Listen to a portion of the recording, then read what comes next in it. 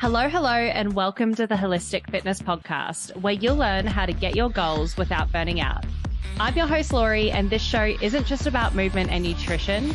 You probably already know that exercise and nutrition is important for your mental and physical health and well-being. It's also about stress management, mindset, shedding those limiting beliefs, and today, decluttering your life. Today, I'm joined by Julie Coraccio. Julie is an award-winning professional life and end-of-life organizer, certified life coach, and professional declutter'er. She is passionate about supporting people in clearing clutter from all areas of their lives, getting organized, and becoming more mindful and aware. She hosts the popular podcast, Clear Your Clutter Inside and Out, and is the author of 15 books. Happily married to Tony, she is also at the beck and call of rescued black cats Antonio, NiNi and Gus.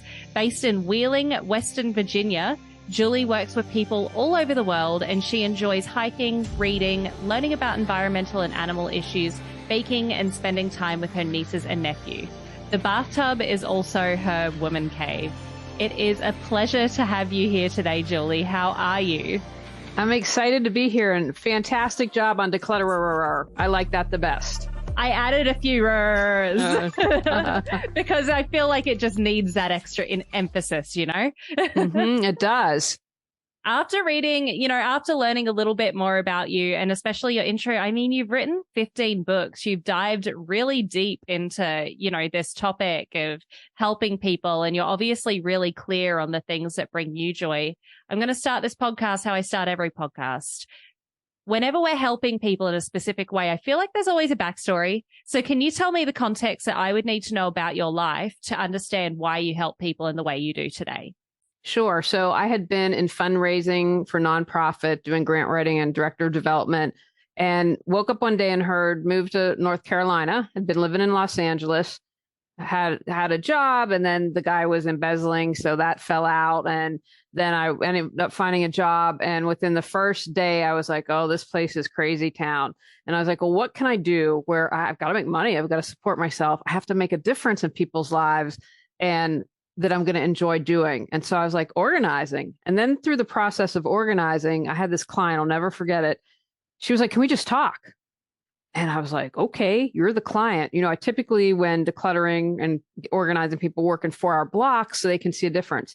We ended up spending 3 hours talking and digging a little deeper. And that last hour, she was able to plow through and get so much stuff decluttered. It was like that aha moment for me. I'm like, I want to focus on the cluttering. We can organize, but I don't want to just organize clutter. I don't want to organize stuff.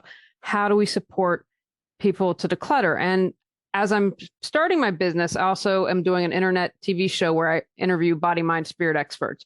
And so that kind of holistic I brought into it. I'm like, it's not just about the physical stuff, the mental relationships, all of that's related. And people are like, you're kind of a little weird. Professional organizers really aren't doing this, but I have found, I'm excited that more people are moving this direction, but we need to tackle it on all fronts. You really need to declutter your life, not just your stuff. That's so cool. I love your story and how you got into it. And you were very intentional with like, okay, so I'm good at organizing because this is what I did with nonprofits. And there was just like really this organic journey. I'm really curious, where does decluttering start? So, and the reason I ask this, like if you go and physically declutter someone's house and then don't focus on anything else, does it just get messy again? Or will their mental health start to get better? Like, where does it start? That's a great question. So first of all, I want to share my definition of clutter. To me, clutter is anything that prevents you from creating the life and space you choose, deserve, and desire. And I'm very deliberate about those words because words have power, and it's about desire, claiming, right? Instead of wanting and trying to pull the energy toward it. It's like staking my claim. This is a life I want to create. And when you declutter physically, it all helps you mentally, emotionally. If you start to work on your mental clutter, most likely going to clean up your space. So it's really individualized. I believe it's, something you have to stay on top of. If a lot of people I work with haven't decluttered in 20 years, right? And so they're going to have a ton of stuff. If we do everything and then I leave and they don't declutter anything for another 10 or 20 years, it's going to come back. So I work with people, okay, where are our hot spots? Where do we get stuck? And kind of have a game plan once I leave for them to keep up on it. But, I want people to think of the bigger picture of clutter. So a messy desk is more than just a messy desk. It's a roadblock to a promotion, or it is preventing you from writing that book that you've always desired, or an overstuffed closet is preventing a relationship from blooming. So everything's related. Does that make sense? Yeah, no, that makes total sense. I'm curious though, based on those two examples, you said a messy closet can affect a relationship, a messy desk can affect your work. Can you explain more about these different areas of your house that kind of cause blockages in specific areas? Sure.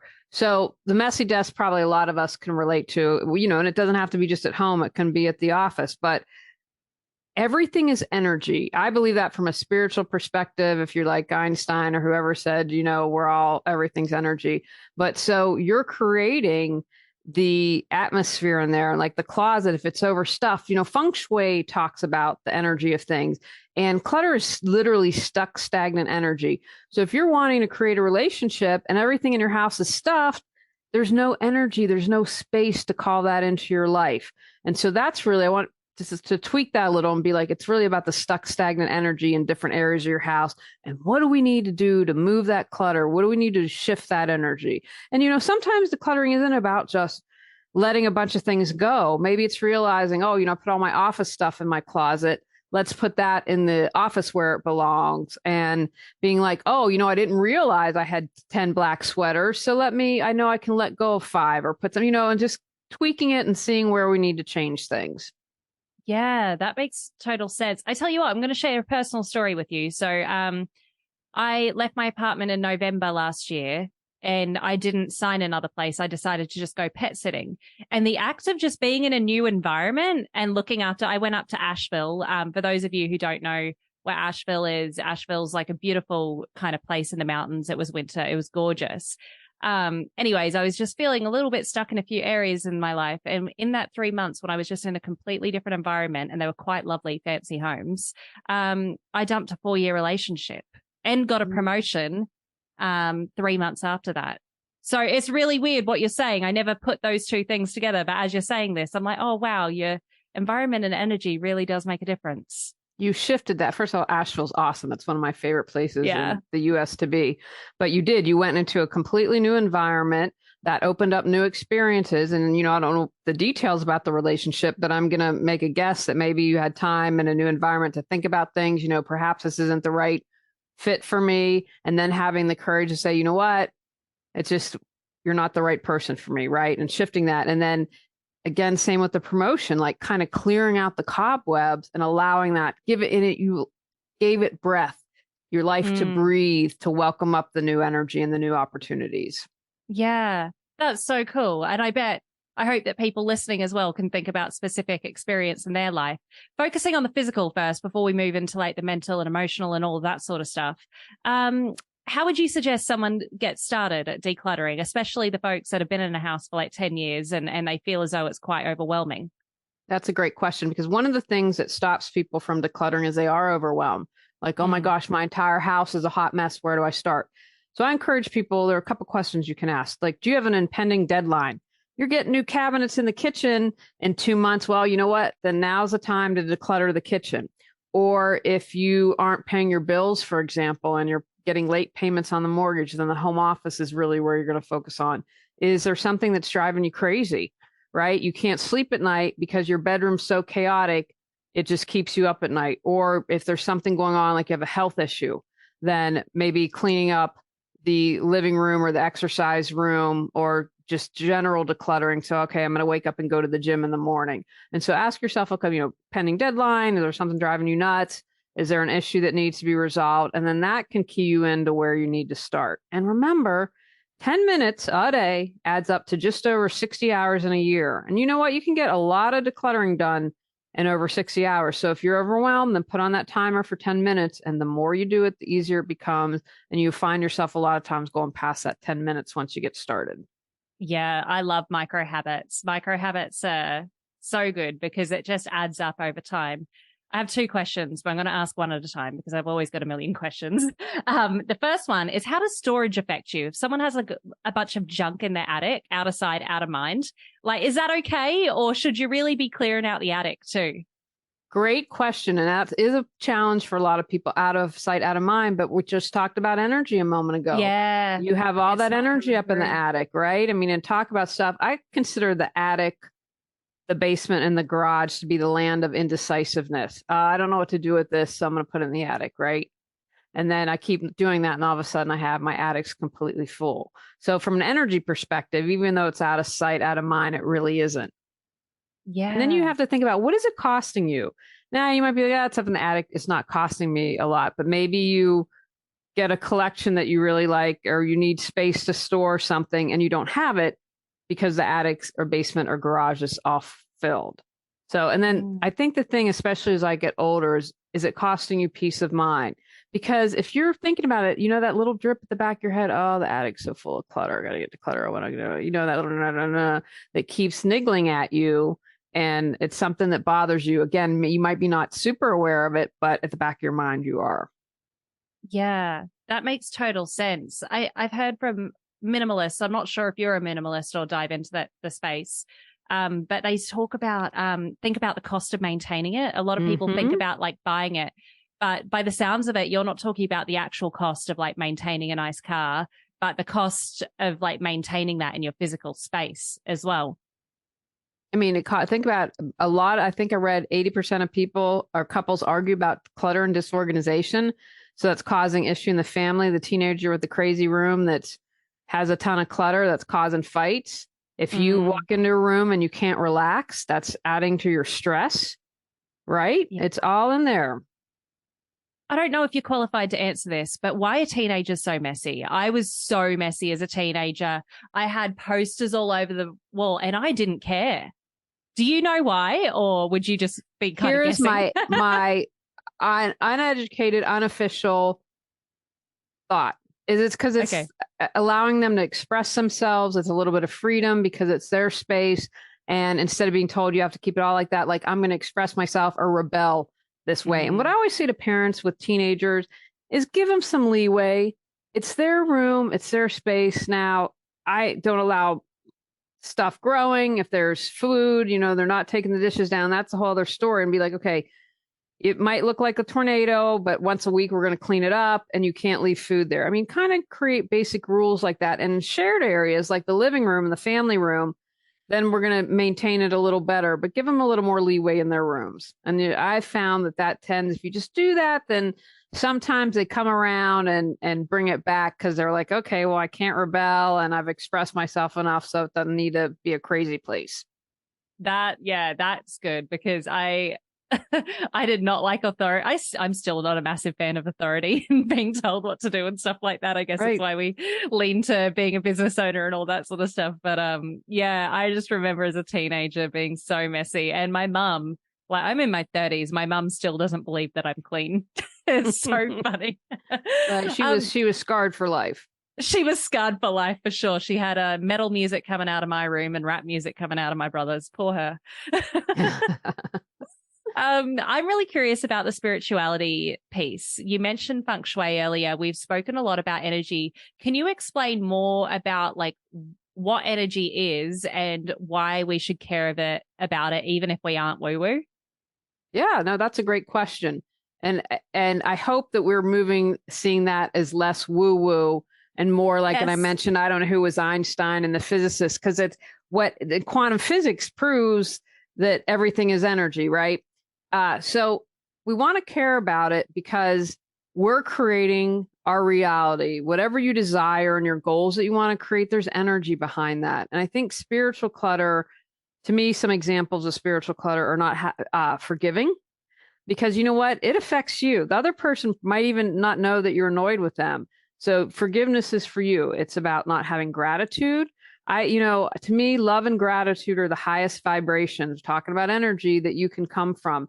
You can't be jealous if you're in gratitude, right? Because you can't have two opposing thoughts. You can only think of one thing at a time. You can't be thinking you lack something if you're coming from a place of gratitude or abundance. And so that to me is really why it's important. And I really encourage people to, and some people say it's hard, and it's like, that's okay. But maybe when you're taking your shower, you say, I'm going to think of 3 things I'm grateful for this morning, or when I'm stuck in traffic, instead of fuming, I'm going to think of 3 things that I can be grateful for. And, to me, spiritual clutter can also be, are you on your correct path? Are you doing what you're passionate about, right? What a different world we would live in if everyone was doing something that got them excited or was bringing them joy, right? Because we're not in a society, our society reflects that. Yeah. No, that makes total sense. So it sounds like ways to kind of clear the spiritual clutter is some forgiveness work, like setting yourself little gratitude pieces, throughout your day, and also the fulfillment work, like really figuring out what you're fulfilled by. And it kind of begs a question from me to you is, how do people figure out what they're fulfilled by? That's a great question. I say a good place to start is think about your childhood. What made you happy? What were you passionate about? What brought you joy? What can you sit and do for hours? And you're like, oh my gosh, 3 hours just went by. I can't even believe it. It felt like it was 5 seconds, right? What gets you in that zone like that? And if there's someone that you trust or knows you really well, ask them, hey, have you ever noticed, is there something I just seem to enjoy doing or get absorbed doing? And I talk a lot about awareness plus action equals change. So that's bringing that awareness piece in. Okay, what is it that excites me? Or where is my clutter? So maybe for you, it's knee-jerk emotions. So if someone cuts you off on traffic and bam, you flip them off, right? And if everything was groovy in our world, we wouldn't have road rage, right? Road rage isn't really about the cars and getting cut off. That's anger and other stuff going inside of someone. And then it can't keep anymore. So it just explodes. So it's about knowing, like, then maybe if we explode because we don't regularly express our emotions and because we think it's not safe or we're not going to be loved or whatever's going on. So like, you know what, you hurt me. That really upset me when you did that, and start taking those baby steps towards expressing what you need to say. Yeah, that's such a great tip. It's so figuring out what you like when you were younger and figuring out the things that make you forget to eat, sleep, pee. And then also expressing your emotions. And I must say, when I'm not somebody that gets road rage, and maybe it is because I'm very expressive with my emotions, you always know how I'm feeling, but I always think it's like almost comical when people have road rage, because I'm like, wow, I've got so many other things to worry about than a dickhead on the road, but that's a safe way for some people to express things, right? It's anonymous. You don't know, you're going to flip them off and never see it again. It's when it starts to escalate, right? When people, you're like, whoa, what's going on? This is absolutely crazy. But again, if we were happy, fulfilled beings, we wouldn't reach that point. We wouldn't have it escalated. For sure. For you, is it organizing your point of fulfillment? And did you kind of figure that out after the nonprofit, or have you always kind of known? Yeah. What was your journey with this? I've always been I have a very interesting type A side and a very interesting spiritual side. I think that I'm able to blend those. And so it's something I'd always done, like, hey, you're kind of uptight, come help me get organized. So I was doing this wherever, and people were like, what? You made a career? What are you doing? Did people pay you for that? Right. Because it was such a bizarre concept for people. And so it's just something that I've always enjoyed doing. And for me, bringing in the holistic piece, because I'm always working on personal growth. I'm always reading. I'm always taking classes, trying to be the best person that I can be. And so being able to bring that in excites me. And, I view myself, we all have the answers within. And my job is to support people and bringing those to the surface. They know what's best for them. I don't. And getting them to connect with that inner wisdom. Yeah, that makes total sense. So how did the conversation go in that first session where that client was like, hey, can you just sit down and chat with me? Did you dive into the childhood stuff? And like, how, I guess you've probably I know you've done coaching courses probably since then, but I'm just curious about your like natural talent and what kind of led you in the direction there. Well, at that point I hadn't had any training. And so I was like, well, but then I'm interviewing people. And one of the great things about interviewing people is they'd be like, read my book and let's use you as an example. So I was really open with like, hey, this is what's going on in my life. So I think that my talents are listening and being empathetic. And I was like, you're the client. And so I think when you actively listen and then you can ask questions and, those aha moments came from the client. It was just me asking questions. Let's dig a little deeper. How does that feel? That type of thing. And so that really allowed for breakthrough for her. I mean, I've had clients who have, through decluttering, been like, oh my gosh, I was abused. This is what this is about. And I've suppressed it. I mean, that's pretty powerful stuff. Wow. To be able to declutter. But again, like, we've talked about it. If I'm decluttering my physical stuff, that allows my mind to open. That allows to clean out the cobwebs. And then you can have those powerful aha moments. And it's also important. I always like to say I'm holding space for people. I'm holding space for people to heal, to, have the knowledge that they need to hear in this moment, that type of thing. And I think that, again, going back to the whole energy thing, that's important to set that up when working with someone. Are you tired of constantly feeling burnt out while trying to achieve your goals? Do you find yourself struggling to maintain motivation and productivity over long periods of time? I'd like to introduce you to the Goal Getting Journal, the ultimate solution for those of you who want to surpass their goals without burning out. Our journal is designed to help you set achievable goals, track your progress, and maintain a healthy work-life balance. With our journal, you'll discover practical strategies for managing stress, staying motivated, and avoiding burnout, including time blocking, habit stacking, and so much more. You'll also learn how to prioritize your tasks and maximize your productivity so you can get more done in less time. The Goal Getting Journal is perfect for anyone who wants to achieve their goals without sacrificing their mental health and well-being. Whether you're an entrepreneur, a student, or just someone who wants to make any positive change in your life, the Goal Getting Journal can help you stay on track and avoid burnout. And for Holistic Fitness podcast listeners, you can get 20% off your first journal using the code HFPodcast. Go to goalgettingjournal.com and type HF podcast at checkout to get your discount. So what are you waiting for? Order the Goal Getting Journal today and start getting your goals without burning out. And quite literally, you're also helping people create more space for themselves. Yep, absolutely. Let's move on to the more emotional side of decluttering, because we kind of touched on it a little bit, and you spoke about suppressing your emotions, and then road rage can be a thing where they kind of burst. Are there any other examples where people are holding on to emotional clutter? Sure. So jealousy can be a big issue, and especially with social media. And I always remind people, it's not real. What you're seeing 99% of the time is curated. They have to spend hours for one photo. I'm like, do you really want to live your life like that? And we all struggle, right? And so no one's be like, hey, this is what's going on. So be aware that jealousy can be a definite trap for people. Another that's kind of emotional clutter is when we, as memories, because we put our emotions in the objects. Oh, this is sentimental. I can't let it go. And it might be a t-shirt that's ripped to shreds, or it might be items from a failed relationship. It's like, why are we holding on to those? And so the mistake that people make is they say, oh, if I let that t-shirt go, then I'm going to forget that great race that I ran. If I let the relationship go, or the sweater from the ex, and maybe I'm completely giving up on the relationship or erasing the memories. And that's not true. I want people to remember that their memories are in their hearts and their heads, and they're not on the object. And if we let the object go, the memories are still there. Yeah, that's actually such a good point. Reminds me of a funny story with one of my exes. We were decluttering, and I'm like, I'm getting rid of this. I'm getting rid of this. I'm getting rid of this. I'm getting rid of this. He goes through the bag and he's like, oh, this is a perfectly good shirt. Don't get rid of this. Don't get rid of this.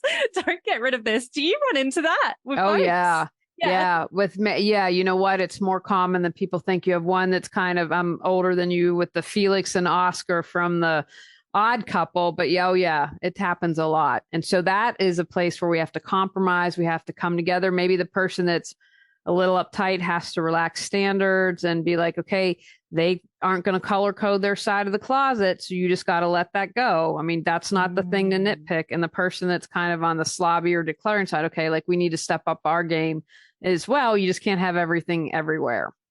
Yeah, definitely. Because living with people is living with another human.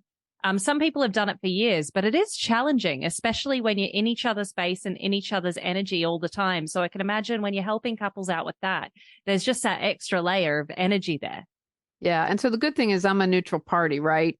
Yes. Because I'm not, even if you were the one that hired me, that doesn't mean that I'm going to side with you. And what I tell people all the time at the beginning is, we are here as a couple or a family. We're going to work together to solve problems. The past is in the past. Let's start fresh. And then also, like if you need to express things, I feel frustrated that you did this. Okay, we can spend a little bit of time if you feel like you've got to share that, but then we start in the present moment because that's our point of power to change.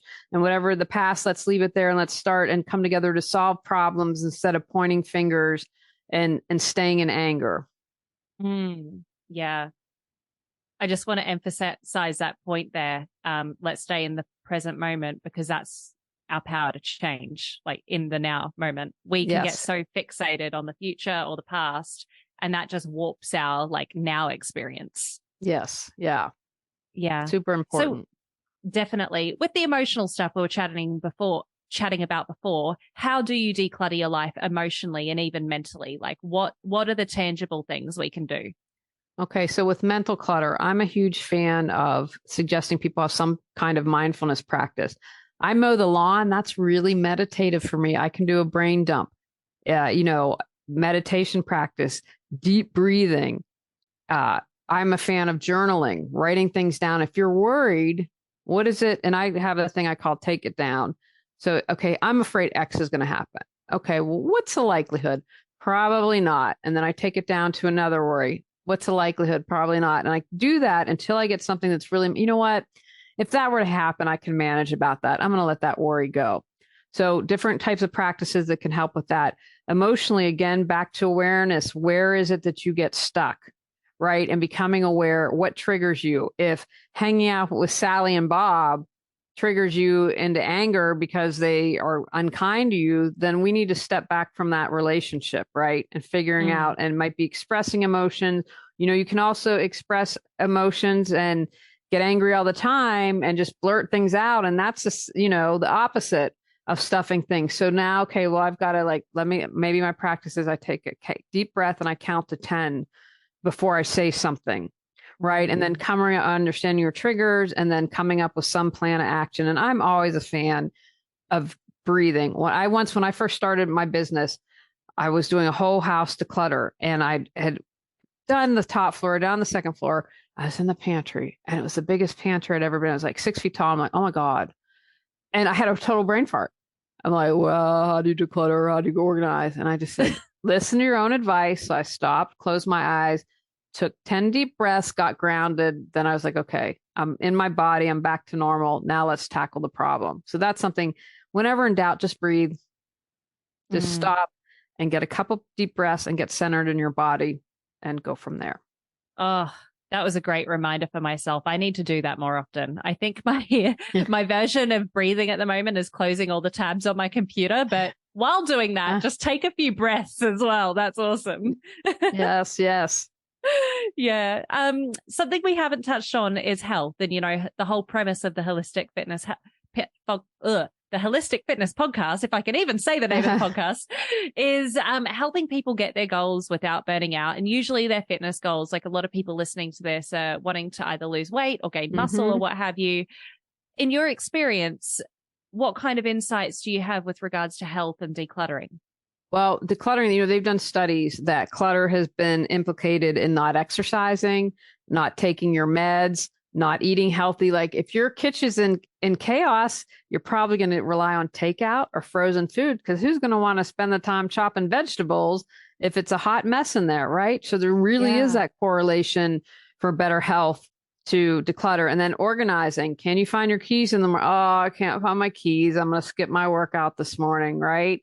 Because then the excuses, it's easy to hit the alarm or whatever instead of being like, no, you know what, you got to get up and go to the gym and do that. So it's super important for whether it's exercising or health and taking your meds to clear as much clutter as possible. And then, be aware of your health clutter. Maybe it's you sit at the desk all day and you're not getting up, or you're only getting, first time I got a smartwatch, I was like, oh my gosh. And this was during COVID. I'm like, what? I took 500 steps today? Are you absolutely kidding me? And so that watch was a thing like, oh my gosh, okay, we're not doing this 500 again. I had no concept, whatever is making yourself aware of what it is. Or are you getting enough to drink? Or are you staying hydrated? Feeling where, this is where I kind of get stuck and this is where I need to pay more attention and come up with something to do that, to take my actions. For sure. It sounds like not drinking enough water and not moving enough throughout the day is one way that you can kind of get stuck and not move enough energy. And you need to have some clutter there, but decluttering there. But Also the kitchen, that's a big thing. If you don't enjoy where you're cooking, and let's just say you don't even, and I'm saying this in air quotes, like know how to cook. If you talk to my grandma, if you can read, you can cook. But it just doesn't make it a nice experience. But personally, I feel like the reason a lot of people don't cook is the cleaning. The cleaning is always so brutal. Right. But then, okay, then what are we going to do? Then you're going to buy pre-cut veggies. Okay. Yes. If that helps you, if you're like, oh my God, I hate cutting veggies, right? Then come up with little tricks that help you. So you're like, okay, I don't have the excuse. And, sometimes you just got to suck it up, right? Exactly, clean the kitchen. Yeah. Hey, Holistic Fitness fam, a quick message from one of our sponsors, NED. As you all know, I recommend good nutrition, movement, and stress management practices before supplementing, so you know what type of supplementation that your body actually needs. For me, I supplement with very few products, but NED is one of them. I'm a type A, high energy, ambitious business girly with massive goals. And sometimes I honestly just need to chill out and relax a bit. I've found that both NED's de-stress and sleep blends fit in with my busy lifestyle and ambitious goals, but I was honestly not a big fan of CBD products before trying NED, mostly because of the culture surrounding weed. I just didn't want something that was going to alter my state of mind so that I became much less of a goal-getter or less ambitious. That was until I learned about full spectrum hemp and their benefits. NED blends are chock full of premium CBD and a full spectrum hemp of active cannabinoids. NED's full spectrum hemp oil nourishes the body's endocannabinoid system to offer functional support for stress, sleep, inflammation, and balance. These products are science-backed, nature-based solutions that offer an alternative to prescription and over-the-counter drugs. All of NED's full spectrum hemp oil is extracted from USDA certified organic hemp plants grown by an independent farmer named Jonathan in Colorado. I'm obviously a big fan, but don't take just my word for it. NED CBD products have over 2,000 five-star reviews, and they work with incredible partners in the medical field like Dr. Caroline Leaf, Dr. Christian Gonzalez, and Dr. Will Cole. NED is providing Holistic Fitness podcast listeners a very special discount. If you'd like to give NED a try, listeners get 15% off NED products with the code LORILEE, LORILEE. Thanks, NED, for sponsoring the show and offering a natural remedy to bring balance to so many people's well-being. Yeah, it's a balance of knowing when to rest and knowing when to take action. Yes. And before I lived with my partner, I used to buy the pre-cut things because I don't like chopping onions, for one, because it makes me cry. Huh? And so I definitely did that. But now he's in their house. It's like, all right, if you want to buy them whole, I know they're better for you, but you're chopping them and you're cleaning them. Right. There you go. And that you make that deal. Yeah, for sure. I've really enjoyed chatting to you today, Julie. You've just had so many insights. So now I'm going to turn it over to you and let you create your own question. We've spoken about lots of different aspects of cluttering today. What do you feel that, we haven't spoken about, or what sort of things did you want to share that you haven't yet shared today? I believe we're either coming from love or fear. And I kind of break that down a little bit. And where I see a lot of people get hung up and stuck is that they feel they're not good enough, they're not worthy, or they're not loved. And that's how they create clutter in their life. So I just want to remind everyone listening that they are loved, they are good enough, and they are worthy no matter what. We all make mistakes. We all fall down. Just know that you are good enough. And if you're surrounding yourself with people that tell you aren't good enough, get new people, right? That's, I think, really important. And I think that that's something that I hope people really take to heart. I wish I could drop my mic right now for you. That was very insightful and so true. I believe even I work with fitness habits more often, and in my leadership role, a lot of imposter syndrome at work. And the core belief, if you really break it down to like the root cause, like why, there's always kind of some notion of like, I'm not good enough. Like, and I feel that myself sometimes. And similar to what you said, if everyone was just doing what they're passionate and fulfilled with, like, I kind of just wish like everyone felt as though they could take up space, Yes. That's a good way of putting it. Absolutely. And especially as women, we tend to make ourselves small, right? Like own your body, be in your physicality and have that presence. Yes, especially tall women. I grew up short, but then I became tall. I had a massive growth spurt and I'm 5'9" now and I have good posture. But I notice other women my height often try to make themselves smaller because I guess it's, if you're choosing to date taller, you've got less choice of men or we're taught to be small. And I guess like that's how I see it a lot. And women make themselves, even on the plane the other day, I just noticed men are more likely to open their legs on the plane to the fullest than what a woman will. And it's like, even physically, we take up less space. Right. Because that's and I think that's a societal thing. And I think that's a big difference. A man wouldn't even think twice about it. I don't care if I'm, you're in but I'm going to spread my legs and I'm going to own my space. We need to, as women, need to do that more. Exactly. Yeah. And them spreading their legs isn't always rude. Sometimes it's the space that they're in and they're spreading it. But I just observed that like a lot of women even like take up less of their own space. And I'm trying to make them travel quite a bit. Excuse me. I'm sorry for doing that. A guy wouldn't even think twice about that. He'd just do it. Oh, I'm in your spell. Sorry. Didn't even notice. Exactly. Yeah. I'm trying to make a really conscious effort to take up like the amount of space that I have because I even feel myself doing it. It's such a interesting observation. Yeah. We do have a closing question on this podcast. And that question is, Julie, if you were sitting across from your 20-year-old self right now and you were to give her one sentence of advice or just say one sentence to her, what would you say? I would say it's all going to be okay. It's all going to turn out okay. Can you trust that you'll get what you need when you need it? So much easier said than done. Especially when you're 20. Hey, when you're 20, you just want everything yesterday. Yes. I'm 30 and I want everything yesterday. Haven't learned that lesson yet. Yeah, I get that. Oh, it's been an absolute pleasure learning from you today, Julie. I'm sure that a lot of other folks just want to hear more about you and your work. So how can we all get in touch with you and buy those 15 books? Oh, please. That would be wonderful. So if you go to reawakenyourbrilliance.com, you can find social media links, a link to Clear Your Clutter Inside and Out podcast, which is also video, Amazon, Google Play. The books are everywhere that you can buy books. And that's if you're really motivated, that's about helping you dig a little deeper and having that wisdom come out. Oh, and if you sign up for my newsletter, you get free 10 ways to declutter your life right now. Bam, I'm giving you an action step, including holiday, for you to start decluttering your life. Amazing. And this episode will be out before the holidays. So it's going to be out at the end of September. So we'll have that in the show notes. Clean yourself up before Thanksgiving so you're feeling amazing about your home. Exactly. Amazing. Well, it's been an absolute pleasure, Julie. All of those details will be in the show notes. Thanks so much for joining us today. Thanks for having me on. I appreciate it. Great. And for everyone listening at home, whether you are decluttering your house, you're driving in the car, whatever you're up to today, eat well, move well, breathe well. And until next time, keep shining.